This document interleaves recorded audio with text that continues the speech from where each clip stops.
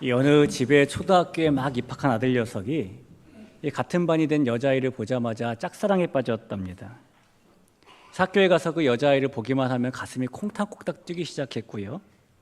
조금 가까이라도 있게 되면은 얼굴이 빨갛게 되고, 이 아들 녀석의 눈에는 이미 콩깍지가 확 씌어가지고 세상에서 그 여자아이가 가장 이쁘게 보였어요. 하지만 이 아들 녀석이 이 여자아이에게 나 너 좋아해 라고 고백할 용기가 없었답니다. 얼마 후에 이 아들의 아빠가 그 사실을 눈치채고 아들에게 이렇게 말했어요. 아들아, 그렇게 속으로만 앓지 말고 가서 좋아한다고 말해. 용기 있는 남자만이 미인을 얻는 거야. 그러자 아들이 부엌에는 엄마를 한번 쳐다보고 아빠에게 이렇게 말했다지요. 그럼 아빠는 옛날에 용기 없던 남자였어? 이랬답니다. 여러분, 세상에서 가장 용기 있는 사람은 누굴까요? 제가 고등학교 때 신문에서 봤던 뉴스 기사 중에 아직도 기억나는 게 하나 있습니다. 그때가 이 과천 서울대공원이 개원을 하고 몇 년이 지난 후였는데, 어떤 젊은 남자 2명과 젊은 여자 2명이 이 서울대공원에 놀러 갔다는 기사였어요. 이 서울대공원에 동물원이 있지 않습니까? 이분들이 호랑이 근처에서 동물원을 관람하다가 한 여성분이 손수건을 꺼냈는데, 손수건이 그만 바람에 날려가서 호랑이 우리의 쇠창살에 얹어지게 되었습니다. 이 서울대공원 동물원은 맹수들이 저 5m 정도 밑에 드는 아래 구덩이 같은 데 있고, 사람들이 위에서 이렇게 관람을 합니다. 사람의 안전을 위해서 지붕처럼 이렇게 쇠창살을 이렇게 부치살처럼 만들어 놓았죠. 자, 여러분, 그 쇠창살 위에 손수건이 딱 떨어진 건데 밑에는 호랑이가 있는 겁니다. 그럼 어떻게 해야 될까요? 손수건을 포기해야 되겠죠. 근데 지금 젊은 남자 2명과 젊은 여자 2명이 함께 놀러 갔잖아요. 이 남자 중에 한 명이 마음속 호기가 났어요. 본인이 집어오겠다고 그 쇠창살 위를 걸어서 손수건으로 가기 시작했습니다. 그러다가 호랑이 우리를 뚝 떨어졌대요. 실화입니다. 사람이 뚝 떨어지자 호랑이가 그 사람에게 덤비기 시작했습니다. 이 소식을 들은 사육사들과 이 동물원 직원들이 막 와서 이 남자를 구조해냈는데, 이 남자가 온몸에 호랑이에게 물킨 자국이 얼마나 심했는지 모르지만 목숨은 건졌어요. 근데 이 남자를 구조하고 보니까 그 남자 입속에서 뭐가 많이 발견됐냐면 호랑이 털이 많이 발견됐답니다. 호랑이가 죽자고 막 깨무니까 자기도 살자고 호랑이를 막 깨물었던 거예요. 여러분, 여자가 떨어뜨린 손수건을 찾아오겠다고 호랑이와 사투를 벌인 이 남자, 세상에서 가장 용기 있는 사람일까요? 20년 전쯤에 발매되었던 가요 중에 간 큰 남자라는 제목의 노래가 있습니다. 이 가사에 보면은 이런 사람이 간 큰 남자, 즉 용기 있는 사람이다라고 부르는데요. 이렇게 써 있어요. 아내의 말에 꼬박꼬박 말대꾸하려는 남자, 매일 아침 식탁에 앉아 밥 달라고 보채는 남자, 아내가 외출하고 돌아오면 어디 갔다 왔느냐고 물어보려는 남자, 아내에게 오는 전화번호 일일이 체크하는 남자. 물론 요즘 같은 시대에 이런 남자가 간 큰 용기 있는 남자라고 불릴 수도 있을 것 같아요. 그러나 여러분, 정말 그런 사람이 세상에서 가장 용기 있는 사람일까요? 오늘 우리는 세상에서 가장 용기 있었던 사람들을 성경 속에서 한번 만나보려고 합니다. 우리가 가장 용기 있었던 그 사람들을 만나볼 때에 이 시대를 살아가는 저와 여러분에게 필요한 진정한 용기가 우리에게 품어지고, 그 용기의 끝에 있는 신비로운 은혜를 맛볼 수 있는 이 주일이 될 수 있기를 주님의 이름으로 축원합니다.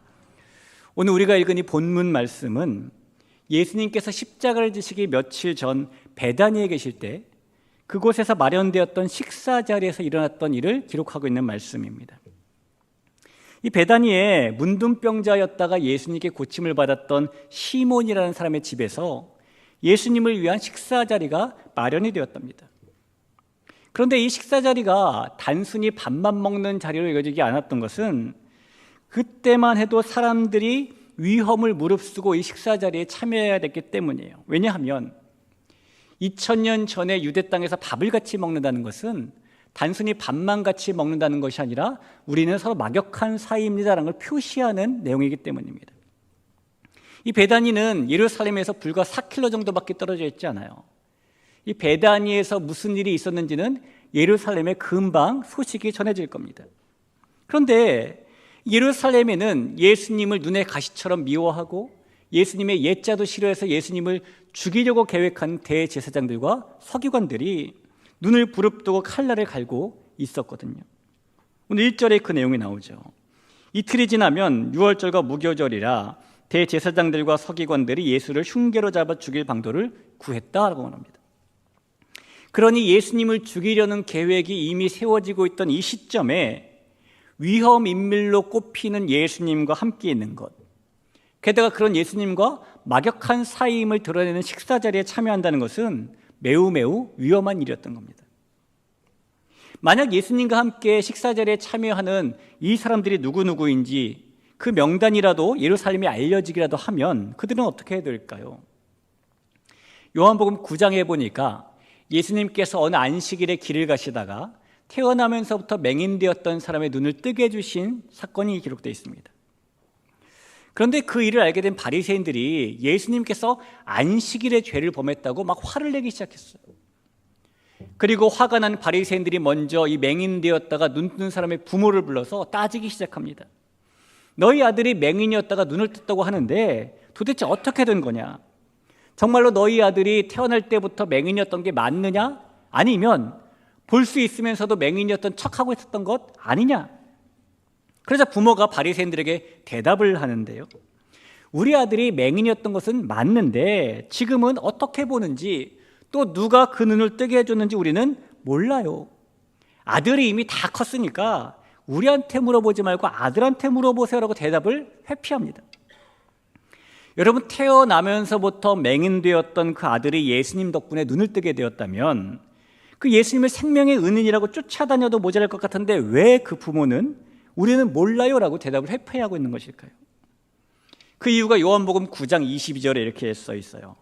그 부모가 이렇게 말한 것은 이미 유대인들이 누구든지 예수를 그리스도로 시인하는 자는 출교하기로 결의하였으므로 그들을 무서워함이러라 라고 말하죠.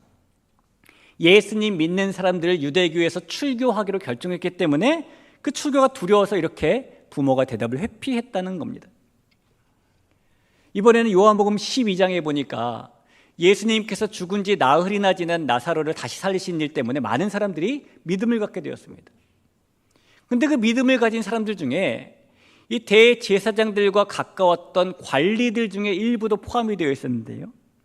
하지만 이 관리들은 자신들이 믿음을 가졌다는 사실을 드러내지 않으려고 했어요.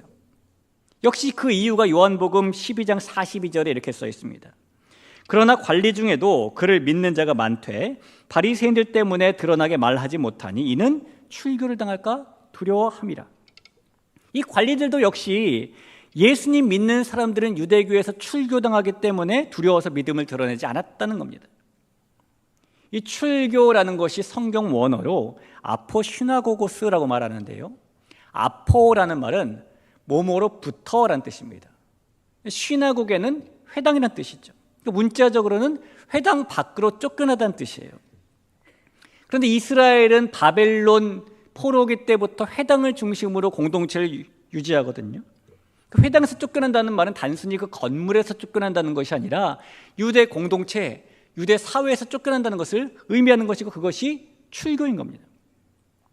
실제로 출교의 규정에는 3가지 정도 있었다는 기록이 있는데 먼저 가장 가벼운 출교는 비공식적으로 일주일 정도 출교를 하는 겁니다. 그냥 형식상 하는 것이죠, 이거는. 그 다음에는 공식적으로 30일 출교하는 것이 있었는데 30일 동안 출교를 당한 사람은 회당에서 모이는 종교 집회에는 참석할 수가 있어요. 그러나 다른 사람들과의 교류는 전면적으로 금지가 되었습니다. 말도 섞지 못했고 같이 만나서 인사도 하지 못했고 밥도 같이 먹지 못했고 이랬다는 겁니다. 그 다음은 영구적으로 출교를 하는 것인데 이 영구적으로 출교당한 사람은 종교 예식에도 참여하지 못하고 다른 사람들과의 교류가 전면으로 금지됩니다. 그러니까 다른 사람들과 말씀드린 것처럼 밥도 같이 먹을 수 없고 직업도 가질 수 없고 물건도 팔고 살 수 없는 거예요. 그러니까 이 출교는 유대인이지만 마치 이방인처럼 여겨져서 공동체에서 제외되고 사실상 공동체에서 모든 일을 차단당하는 사회적인 죽음을 받는 엄중한 처벌이었던 겁니다. 그래서 태어나면서부터 맹인되었던 사람의 부모나 나사로의 부활을 보고 믿음을 가졌던 관리들조차 그 출교를 두려워해서 이렇게 답을 회피하고 믿음을 드러내지 않았다는 것이죠. 여러분, 그런 상황 속에서 만약에 오늘 베다니에서 예수님을 위해 만찬을 준비하고 예수님과 함께 만찬을 나누는 이 사람들이 누구인지 예루살렘에 알려지기라도 한다면 이 사람들도 역시 출교를 당할 위험에 빠질 수 있겠죠.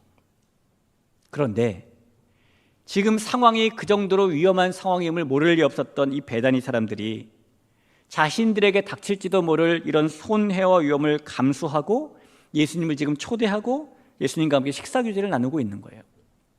그러니 여러분, 이 사람들을 우리는 용기 있는 사람이라고 불러야 될 것입니다. 성도 여러분, 예수님을 믿는다는 것은 용기가 필요한 일이 분명합니다. 왜냐하면 이 세상은 죄가 아니라고 말을 하고 그 죄를 즐기라고 말을 하고 너의 인생의 주인은 너이니 네 마음대로 살라고 말하고 예수님을 믿고 따르는 길은 그 반대로 세상의 가치와 역행하는 길이기 때문이죠. 이 추구하는 것이 다르기 때문에 때로는 예수님을 믿을 때에 세상이 우리를 따돌리기도 하고 우리에게 불이익을 주기도 하고 때로 돌을 던지기도 합니다. 그 순간에 우리에게 필요한 것이 바로 예수님 편에서는 용기일 겁니다. 물론 세상과 다른 가치를 가지고 산다는 것은 두려움에 맞닥뜨리는 일이 분명합니다. 하지만 우리가 아는 성경 속의 믿음의 인물들을 떠올려 보면 그들은 모두 세상이 뭐라고 할지라도 용기 있게 주님을 사랑하고 높여들었던 사람들이었고 어떤 상황에서도 주님의 편에 서는 용기를 내었던 사람들입니다. 사랑하는 성도 여러분, 하나님의 나라를 사는 사람은 이 세상의 방법과 다를지라도 하나님의 방법대로 살아가는 용기 있는 사람임을 믿으시기를 바랍니다. 우리에게는 그런 그리스도인이 되는 용기도 필요하고 그런 그리스도인으로 살아가는 용기도 필요해요. 이 자리에는 저와 여러분이 그런 베다니에 있었던 사람들과 같은 용기 있는 사람들이 될 수 있기를 주님의 이름으로 간절히 부탁을 드립니다. 자, 그럼 여러분, 이 베다니 사람들은 어려운 상황 속에서 예수님과 막역한 사이임을 숨기지 않으려고 하는 이런 용기를 보여주었는데 우리는 예수님을 위해서 어떤 용기를 가지고 살아야 할까요? 오늘 말씀을 통해 두 가지 우리가 가져야 될 용기를 좀 찾아볼까요? 먼저 첫 번째로 우리가 예수님을 위해 내야 되는 용기는 값을 따지지 않는 용기입니다. 우리 한번 저를 따라해 보시죠. 값을 따지지 않는 용기, 값을 따지지 않는 용기. 오늘 말씀해 보니까 이 극도로 위험한 상황 속에서 예수님과 함께 만찬을 나누었던 사람들 중에 더 특별한 용기를 보여주는 한 여인이 등장을 합니다. 3절을 한번 볼까요? 예수께서 베다니 나병 환자 시몬의 집에서 식사하실 때에 한 여자가 매우 값진 향유 곧 순전한 나드 한 옥합을 가지고 와서 그 옥합을 깨뜨려 예수의 머리에 부으니. 이 특별한 용기를 가지고 있었던 한 여인은 이 식사 중에 향유를 가져와서 깨뜨리고 예수님의 머리에 부었던 여인이었어요. 이 한 여인이 예수님께 향유를 부었던 사건은 마태복음과 마가복음, 누가복음과 요한복음, 사복음서에 모두 기록이 되어 있는 사건입니다. 그러나 성경학자들은 이 사복음서의 향유 사건이 동일한 사건이라고 생각을 하지 않아요. 적어도 두 번 일어난 다른 사건이라고 생각을 합니다. 왜냐하면 이 첫 번째 향유 부음은 누가복음 7장에 기록이 되어 있는 사건인데 이 일은 예수님의 공생의 초기에 갈릴리 지역에서 일어났다고 기록이 되어 있기 때문이에요. 이 두 번째 향유 부음 사건은 이 마가복음 오늘 본문을 포함해서 마태복음, 요한복음에 기록되어 있는 사건인데 이것은 예수님의 공생의 마지막 즈음에 예루살렘 근처 베다니에서 일어난 사건이라고 기록되어 있기 때문입니다. 이 두 개의 사건이 플롯이 달라요. 그래서 오늘 본문과 같은 시각을 가지고 있던 조금 더 자세가 기록하고 있던 요한복음의 말씀을 함께 비교해서 좀 더 세밀하게 살펴보면은 이 베다니에 나병 환자였다가 예수님을 통해서 고침받았던 시몬이라는 사람이 있었는데 그 사람의 집에서 잔치가 열리게 됩니다. 그 자리에 예수님이 초대되고 많은 예수님을 좋아하는 사람들이 함께 초대되었어요. 또 그 자리에 누가 함께 참석했냐면 이 베다니에 살고 있던 나사로의 누이들도 참석하게 됩니다.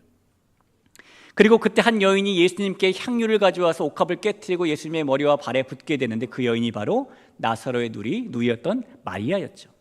요한복음 12장 2절 3절을 보실까요?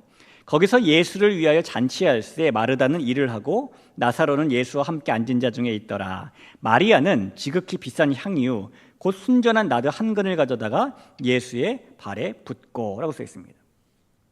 이 마리아가 잔치 중에 매우 비싼 향유를 예수님의 머리에도 붓고 발에도 부었다는 거예요. 여러분, 요즘에도 좋은 향수들은 값이 싼 편이 아닌 거 잘 아실 겁니다. 이 세계에서 가장 많이 팔리는 향수가 우리가 한 번쯤은 들어봤던 샤넬 넘버 5인데요. 이 샤넬 넘버 5가 전 세계적으로 30초에 한 병씩 팔립니다. 얼마인지 너무너무 궁금해서 우리나라 샤넬 홈페이지가 있길래 들어가서 가격을 봤어요. 100ml에 27만 5천 원입니다. 싼 가격이 아니죠. 하지만 그렇다고 해서 이 샤넬 넘버 5가 세계에서 가장 비싼 향수도 아니에요. 이 용량을 대비해 봤을 때에 전 세계에서 가장 비싼 향수는 이름이 좀 길어요. 잘 들어보세요. DKNY 골든 딜리셔스 밀리언 달러 프레그넌스 바렐, 이게 이름입니다. 이름을 못 외워서 못 사겠어요.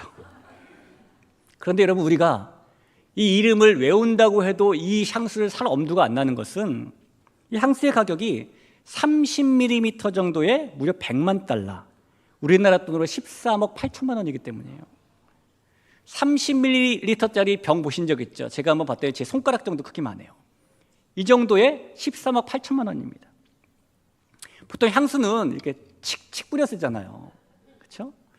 여러분, 집에서 쓰시는 살충제는 칙 이렇게 나오죠. 향수는 그렇게 안 나와요. 향수는 칙 그렇게 나오지 않고 칙칙 이렇게 나옵니다. 이 칙칙을 15번 할 때 1ml 정도 사라집니다. 제가 30ml 그렇게 계산해 보면은 조금 전에 말씀드린 세계에서 가장 비싼 이 향수는 한 번 칙할 때 300만 원이 날아가는 거예요. 상상을 초월하는 비싼 향수죠. 여러분, 향수가 요즘에도 비싼 것처럼 2000년 전 옛날에도 동일하게 비쌌어요. 오늘 말씀해 보니까 이 향수는, 특별히 마리아가 깨뜨린 향유는 나드 향이었다라고 말합니다. 우리 요한복음 12장 3절에 써 있는 걸 한번 볼까요? 마리아는 지극히 비싼 향유 곧 순전한 나드 한 근을 가져다가 예수의 발에 부었다라고 말하죠. 이 나드는 유대 땅에서 나는 향수가 아닙니다. 히말리아 산맥에 있는 식물의 뿌리에서 추출한 게 나드 향이에요. 외제라는 것이죠. 무역상들이 히말라야 산맥에서 이렇게 만들어진 향수를 아라비아 사막을 통해서 또 배를 타고 홍해를 통해서 유대 땅으로 가져오게 되었는데, 수천 킬로미터 운반했던 그 향수를 오늘 마리아가 옥합을 깨트려서 한 근이나 예수의 머리와 발에 부은 겁니다. 쌀까요? 비쌀까요? 비쌀 겁니다. 얼마인지 오늘 성경에 분명히 나와 있어요. 가격이 300데나리온 이상이었다. 5절을 한번 보시죠. 이 향유를 300데나리온 이상에 팔아 가난한 자들에게 줄 수 있었겠도다 하며 그 여자를 책망하는지라. 자, 우리가 알다시피 1데나리온은 하루 노동자의 일당입니다. 영세 소장농의 10달치 평균 임금이 300데나리온인 거예요. 우리가 이 300데나리온이 우리가 체감하는 물가로는 얼마나 될까 좀 비교해 보기 위해서는 오병이어 사건 때에 예수님께 의견을 제시했던 그 제자 빌립의 말을 통해서 한번 비교해 볼 수가 있어요. 오병이어 때에 남자만 5천 명이 모였고 그 당시 계수하지 않았던 여자와 아이들까지 합치면은 최소 10,000명에서 20,000명 정도가 모여 있었습니다. 근데 그때에 바울이 이 사람들을 다 먹이려면 200데나리온이 필요합니다라고 말을 했습니다. 요한복음 6장 7절을 보시죠. 빌립이 대답하되 각 사람으로 조금씩 받게 할지라도 200데나리온의 떡이 부족하리이다. 이 마리아가 깨트린 향유의 값이 300데나리온이니까 계산해 보면 당시 물가로 최소 15,000명에서 최대 30,000명까지 먹을 수 있는 돈이 300데나리온인 거예요. 여러분, 요즘에 최소 15,000명에게 밥을 먹인다 그러면 얼마 정도 돈이 들까요? 우리가 거하게 밥을 사주지 않고 김밥 한 줄만 사준다고 상상을 해보죠. 요즘 김밥 값이 좀 올라가지고 가장 싼 거고 해도 3,000원은 될 겁니다. 3,000원짜리 김밥을 15,000명에 하나씩 돌리면은 4,500만 원이 필요합니다. 이 마리아는 그 정도로 가치가 있던 향유를 값을 따지지 않고 깨트린 다음에 예수님을 위해 사용한 겁니다. 자, 비싼 거 깨트렸으니 옆에 사람들이 허걱 그랬겠죠. 실제로 성경에서도 그럽니다. 어떤 사람들이 마리아 이 행동을 보고 그녀가 비싼 낭비를 하고 있다라고 책망해요. 5절을 한 번 더 볼까요? 이 향유를 300데나리온 이상에 팔아 가난한 자들에게 줄 수 있었겠도다 하며 그 여자를 책망하는지라. 그러나 여러분, 이 마리아는 비싼 낭비를 하고 있는 것이 아니라 예수님을 위해 값을 따지지 않는 용기를 보여주고 있는 겁니다. 지금으로부터 수십 년 전밖에 되지 않은 1956년에 우리 교회가 세워질 때죠. 미국의 짐 엘리엇이라는 청년과 그의 친구 4명, 총 4명의 청년 선교사들이 에콰도르에 있는 아우카족에게 복음을 전하기 위해서 그 땅을 밟게 되었습니다. 근데 그 땅을 밟자마자 아우카족에게 창에 모두 찔려 죽었어요. 20세기에 미국인이 창에 찔려 죽는다? 이런 일을 상상하지도 못했겠죠. 그래서 그 당시에 그 사건이 벌어지자 미국의 라이프라는 잡지하고 타임이라는 잡지가 그 사실 기사를 보도했는데 기사 타이틀이 이렇게 달았습니다. What a unnecessary waste. What a unnecessary waste. 이게 무슨 불필요한 낭비냐 이렇게 달았답니다. 여러분, 그러자 그 기사를 보고 인터뷰를 요청하는 기자에게 짐 엘리엇의 아내가 뭐라고 말했냐면 남편의 죽음은 낭비가 아니라 그의 꿈이다라고 말하고, 그로부터 2년 뒤에 그 아내였던 엘리자베스와 다른 순교자들의 아내들이 자신들의 남편들을 죽였던 아우카족을 다시 찾아갑니다. 이 족은 여자를 죽이는 풍습이 없었기 때문에 그곳에서 간호사로 그들을 돌보며 복음을 전하고 마침내 20년 정도 지나고 아우카족 마을에 교회가 수백 개가 생겨요. 이 짐 엘리엇과 그의 아내 그리고 그 일행들은 낭비를 한 것이 아니라 예수님을 위해 값을 따지지 않는 용기를 보여준 것이죠. 성도 여러분, 우리에게도 그런 예수님을 위해 값을 따지지 않는 용기가 필요합니다. 우리는 신앙생활을 하면서 때로 이렇게 하는 것이 나에게 더 이롭겠지라고 따져보기도 하고요. 반대로 저렇게 하는 것은 나에게 손해가 되겠지라고 계산도 하는 편입니다. 하지만 우리가 예수님을 위해서 내야 되는 용기는 값을 따지지 않는 용기예요. 저는 우리 대길교회 성도님들을 볼 때마다 감사한 마음이 많이 들어요. 이 자리에 계신 여러분 모두가 각자의 분야에서 얼마나 유수하신 분들입니까? 좋은 학교에서 교육도 받을 만큼 받으셨고 어디에 나가도 다른 사람에 비해서 부족한 면이 없으신 그런 분들이시죠. 그런데 그런 분들이 교회에 오시기만 하면은 남들이 안 한 청소하고 여러분이 앉으시는 의자 닦아대고 7층 가서 설거지하고 고급 인력이 이렇게 쓰이고 있는 거예요. 어디에 가면 당연히 남들의 대우를 받을 만한 그런 분들인데 교회에 오시기만 하면 다른 사람들을 대우하고 섬기고 봉사하고, 그러니 감사한 마음밖에 들지 않겠죠. 여러분, 하나님께서 보시기에 여러분의 그런 모습은 결코 낭비처럼 여겨지는 일이 아닙니다. 하나님께서 보시기에 여러분의 그런 모습은 예수님을 위한 값을 따지지 않는 용기를 보여주는 모습으로 보이는 거예요. 성도 여러분, 주님을 정말 높여드리고 싶고 주님을 정말 사랑하고 싶으시다면 이 세상이 미련하게 볼지라도 예수님을 위해 마리아처럼 값을 따지지 않는 용기를 가질 수 있기를 주님의 이름으로 간절히 축원합니다. 자, 두 번째로 우리가 예수님을 위해 내야 되는 용기는 하나님의 눈만 의식하는 용기예요. 우리 한 번만 더 따라해 보시죠. 하나님의 눈만 의식하는 용기. 하나님의 눈만 의식하는 용기. 계속해서 요한복음을 보면은 마리아는 예수님의 머리에도 향유를 붓고 발에도 향유를 부었습니다. 그리고 그녀의 그 다음 행동이 무엇이었냐면 자신의 머리카락을 풀러서 예수님의 발을 닦는 거였어요. 한 번 더 12장 3절을 보죠. 마리아는 지극히 비싼 향유 곧 순전한 나드 한 근을 가져다가 예수의 발에 붓고 자기 머리털로 그의 발을 닦으니 향유 냄새가 집에 가득하더라. 이 고대 사회에서 집에 찾아온 손님, 특별히 식사 초대를 받은 손님에게 향유를 발라주는 것은 일반적인 일이었습니다. 그러나 그럴 때 향유는 보통 손님의 머리나 몸에다가 살짝 발라주는 정도였지, 근데 마리아처럼 머리에 들이붓고 발에 들이붓는 정도는 아니었어요. 근데 마리아는 그렇게 하거든요. 그리고 게다가 자기의 머리카락으로 예수님의 발을 닦습니다. 2000년 전 유대 땅에서 여성이었던 마리아가 자기의 머리카락으로 예수님의 발을 닦았던 사건은 그 당시 시각으로 볼 때 매우 충격적인 사건입니다. 오늘날 봐도 그러겠죠. 어떤 여자가 어떤 남자의 발을 머리카락으로 닦아준다? 아내가 아님에도 불구하고 충격적인 일 아닙니까? 2000년 전은 더 심했어요. 왜냐하면 그때 유대인 여자들은 공개적으로 머리카락을 드러내는 것을 꺼려했기 때문입니다. 이 고린도전서 11장에 그 장면이 묘사되어 있는 것이 있는데 무릇 여자로서 머리에 쓴 것을 벗고 기도와 내언을 하는 자는 그 머리를 욕되게 하는 것이니 이는 머리를 민 것과 다름이 없음이라. 만일 여자가 머리를 가리지 않거든 깎을 것이요 만일 깎거나 미는 것이 여자에게 부끄러움이 되거든 가릴지니라. 그러니까 머리를 드러내지 말라는 얘기죠. 그 당시 문화가 이랬다는 겁니다. 왜냐하면 당시의 유대 사회에서 이 여성의 머리카락은 큰 유혹거리로 여겨지는 것이었고요, 게다가 성적 자극을 유발한다고 간주되기 때문입니다. 사회는 언제나 머리를 가린 채 집 밖을 나선 여성을 행실이 바른 여성, 신실한 여성이라고 여겼어요. 반대로 남자들이 있는 곳에서 여자가 머리카락을 풀러내는 행위는 어떤 의미에서는 도덕적인 해이를 뜻하는 것으로 오해되는 일이었기도 합니다.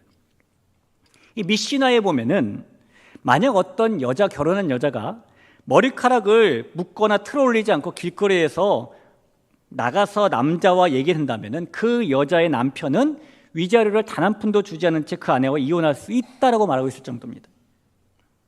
이 탈무드 중에 바빌로니아에서 전수되었던 바빌로니아 탈무드가 있는데요, 이 내용 중에는 앞서 말씀드린 그런 행동을 한 여인과는 이혼하는 게 남자의 종교적인 의무다라고 가르치고 있을 정도입니다. 지금도 전통적인 유대인들 마을에 가잖아요. 전통적인 유대인들 마을에 가면 여성분들이 다 가발을 쓰고 있습니다. 머리카락이 없어서 그런 게 아니에요. 자기 머리카락을 감추기 위해 가발을 쓰는 겁니다. 그런데 여러분, 지금도 그런데 2000년 전 그런 사회에서 마리아가 사람들이 많이 모여있는 식사 자리에서 자신의 머리카락을 드러내고 심지어 그 머리카락으로 남자인 예수님의 발을 닦은 거예요. 어쩌면 그 모습을 본 사람들이, 야, 저 여자 몹쓸 여자네, 저 여자 부도덕해, 이렇게 주홍 글씨 같은 낙인을 찍을지도 모릅니다. 실제로 사람들이 그 행위를 보고 마리아를 책망하잖아요. 5절을 한 번 더 보죠. 이 향유를 300데나리온 이상에 팔아 가난한 자들에게 줄 수 있었겠도다 하며 그 여자를 책망하는지라. 책망했다는 게 코를 벌렁벌렁거리면서 고함을 질렀다는 이야기입니다. 그런데 여러분, 마리아는 그 순간에도 그 사람들의 시선을 아랑곳하지 않아요. 자신의 머리카락으로 계속해서 예수님의 발을 닦습니다. 마리아에게는 남들의 시선보다 예수님의 시선이 더 중요했기 때문인 것이죠. 그리고 예수님의 시선에 의하면은 마리아는 예수님의 장례를 지금 예비하는 것으로 평가됩니다. 8절에 써 있습니다. 그는 힘을 다하여 내 몸에 향유를 부어 내 장례를 미리 준비하였느니라. 사랑하는 성도 여러분, 우리에게도 이 마리아와 같은 예수님을 위해 그 주님의 시선만 의식하는 용기가 필요합니다. 어느 청년사역연구소의 대표가 청년들아 이런 교회를 다녀라 라는 제목의 글을 쓴 적이 있는데, 이 글에 그가 좋은 교회라고 평가한 몇 가지 기준이 나와요. 그 중에 몇 가지만 소개해드리면, 예수님이라면 어떻게 하실까를 고민하는 교회, 교회 직분을 받을수록 성도들이 겸손해지는 교회, 성경을 삶으로 소화하는 교회, 그리고 하나만 더 소개해드리면 이런 내용이 있습니다.